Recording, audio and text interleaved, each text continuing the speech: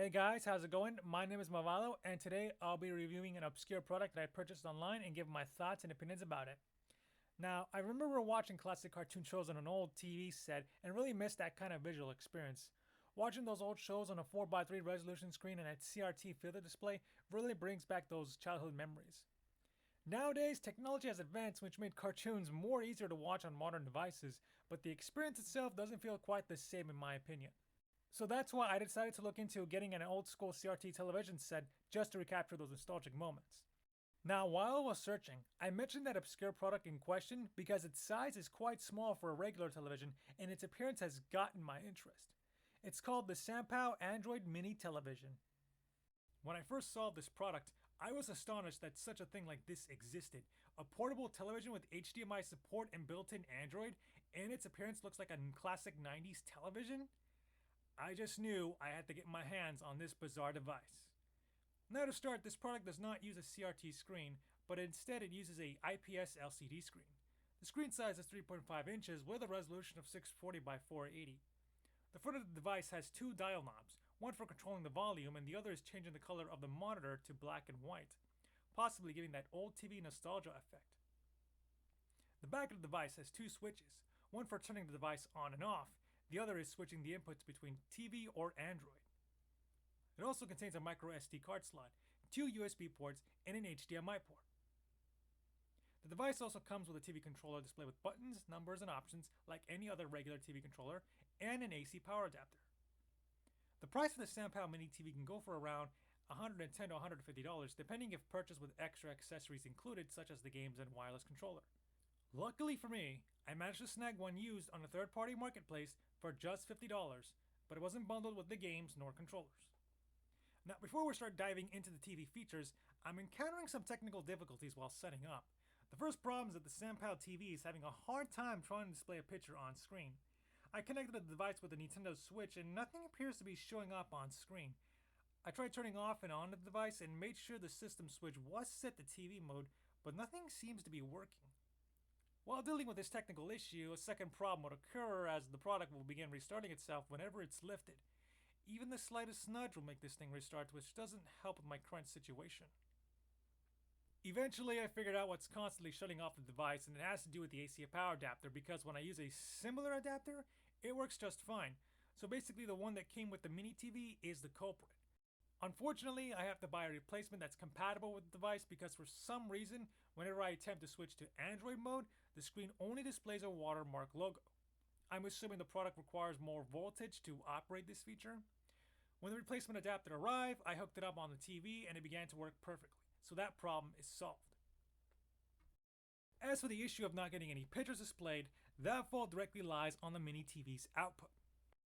I tried testing 5 different HDMI cables to see if either one can display a picture without any problems. The reason for this is to rule out any faulty cables or defective HDMI outputs. I started testing with all the consoles I currently possess and made a compatibility checklist of my results. After going through each system, only the PlayStation 5 and the PC were able to successfully display a picture with no technical issues. Other systems, however, the PlayStation 4 and the Nintendo Switch, would struggle in displaying a picture. I also didn't encounter any pattern issues while testing with the HDMI cables, so I can safely say they function normally. So yeah, it's obviously the SANPAO product itself has a serious compatibility issue when trying to connect with other devices.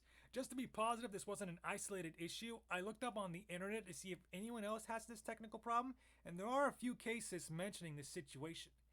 Never have I ever seen a product that has the trouble of doing a simple task that today's current display monitors can easily perform. I also searched up for the manual if there was any solutions for this, and I found this notice. A few outer devices may not connect with this product normally due to the compatibility issues between the outer HDMI and USB devices. Please be noted that this is not the product's fault or quality issue. Well, that's poppycock because the product itself was obviously at fault. If its purpose was supposed to function as a monitor then shouldn't work like an actual monitor, I shouldn't need to be rotating every HDMI cable to see if the mini television would accept it. Heck, it doesn't even have settings to adjust the brightness, which I forgot to mention. It has no settings. Those options shown on the TV remote don't even work on this device. The only options available are contrast and volume, but that's on the dial knob. It can't be changed with the remote, so these controller options don't serve any purpose. Also, why is the PlayStation 4 shown on the manual if it can't even properly display a picture on screen? Since the PC and the PlayStation 5 are the only two systems capable of connecting to the device, we might as well witness how the games would appear. There are plenty of games that look quite appealing on a small display, usually those containing 2D retro art styles. Other games containing high resolution graphics in general aren't very pleasing to watch. There are instances where the in-game text messages would sometimes be difficult to read along with navigating to the menus and options. The screen itself would also be hard to picture whenever the game's environment goes dark.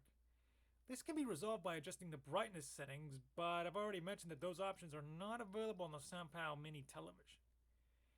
It's pretty obvious that this tiny monitor isn't meant to be used for gaming in high definition, but rather for small scale retro gaming primarily. Now it's time to check out the Android mode. Upon starting, it begins playing wide static for a few seconds, attempting to create the retro TV effect. After that, it goes directly to the main menu. There are pre-installed applications that I'm unfamiliar with and those that I've already known, such as Chrome, Netflix, and YouTube. You can navigate through the menus using the TV remote, but you can also use the USB mouse, keyboard, or gaming controller if you prefer other options. I decided to test out the application starting with YouTube, and it seems to be working fine. There are instances where the application freezes during play, forcing you to restart the device, so I don't recommend watching YouTube on this. Another issue I need to address is that the text can be sometimes difficult to read due to its small size while browsing through the menus. But despite these complaints, the system itself functions normally. Now, as for the specs, it's running on Android 7.1 and it can't be updated. It has 16 gigabytes of storage, but for some reason the system's only showing 10 gigabytes of available storage. The CPU it uses is an AM Logic S905W, which unfortunately I have no knowledge about processing units, so I have to search it up, and it turns out these CPUs are commonly used in various Android TV devices. Also, I found one listing on Amazon that contains a TV remote that looks exactly like the one I'm currently holding.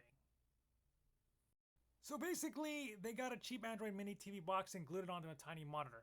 I can actually prove it because the monitor used to have two HDMI outputs, and whenever the input is switched to Android, the monitor would say it's in HDMI 2.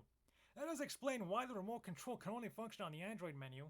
The prices for these products can range between $20 to $50, and the reviews aren't very positive either.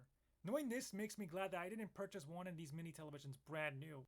Although they try to deliver a functional retro mini television, its features and capabilities they offer are quite lackluster. Going back to the Android menu, I wanted to witness how good retro cartoons would play on this monitor, so I decided to watch a video and the results appear to be quite positive. It's easy to read the screen and it fits well with the mini TV's aesthetics. I could actually see myself binge watching cartoons with this device. Next, I decided to install some applications onto the Android TV, such as the Easy RPG Player and the Windows 95 Simulator, and they both operate pretty well. For the Windows 95 application, a USB mouse can be used to navigate to the desktop menus, and it functions similar to a regular mouse. Except the right-click option doesn't work.